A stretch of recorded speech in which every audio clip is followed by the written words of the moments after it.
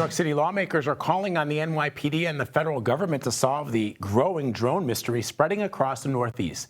More than 3,000 sightings reported thus far. Just a few moments ago, New York Congresswoman Nicole Malliotakis addressed the situation. CBS News New York is covering it. Let's watch. The world's on Staten Island. And now we feel like we're characters in that movie. What is happening is outrageous. Thousands of drones and unmanned aerial systems flying above us, and our government is not telling us who's operating them and for what purpose. I don't believe that the United States of America, with its military capabilities, does not know what these objects are. And what I'm asking, and what we're all asking, is for you to be straight with us and just tell us what is going on. As Vito says, this is creating havoc. People are confused, they're concerned, they have anxiety, they don't know what's going on. There's all sorts of theories that are out there. And the best way to address this is to just be honest and tell the American people what is going on. These are not recreational drones.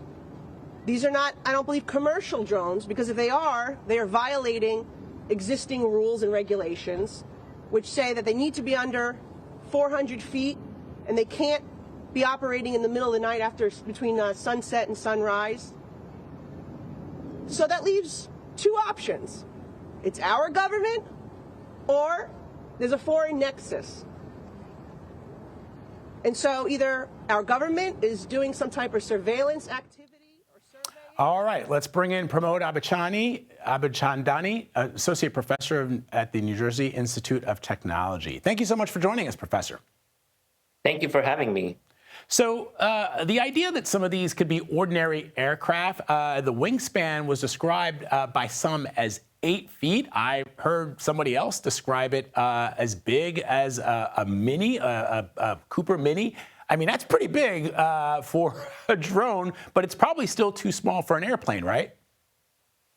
Yeah, exactly. If you think about the kind of drones you get at a Walmart or an Amazon store, those are tiny drones. But then as you go more towards the enterprise level drone, the more sort of bigger drones, they start getting into like the 3 feet, 4 feet, 6 feet wide spans. Now, one thing to keep in mind is just because a drone size is big doesn't necessarily always make it threatening. Like this picture that you're showing, that is a pretty big drone.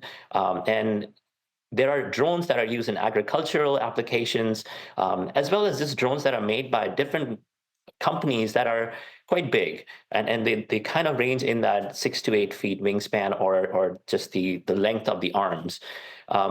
So it is true that these are not the recreational drone types, but it is also true that they're not like massive the bigger drones that you see with long range endurance that usually the military uses. So, Professor, you used the word drones. You've used it several times in our discussion. You believe that they are drones, right? Well, some of the eyewitness videos that I have watched, some of the conversations we've had with other experts and colleagues, some of them are not drones. Some of them are just straight up your helicopters and manned aircrafts. It's just air traffic. On the other hand, there are drones that look like, the kind of drones that you would purchase off a vendor's website. Those are big drones, but they still display the characteristic of a commercially available drone. And then there are some videos, like a very small number of videos where it's blurry enough, it's not clear enough that you can. It's hard to ascertain whether these are really like small aircrafts that are being piloted by somebody in them, or are these like slightly bigger type drones that are being remotely piloted. Wow. All right. Whose responsibility would you say it is to track these things down? The Monmouth County Sheriff in New Jersey says that they're flying their own equipment in the area in hopes of getting some answers. Should this be a federal response?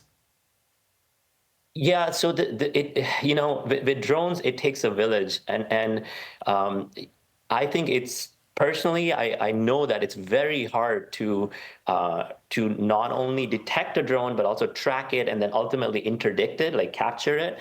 A lot of my research that has been funded by the U.S. Department of Defense focuses on these counter UAS systems.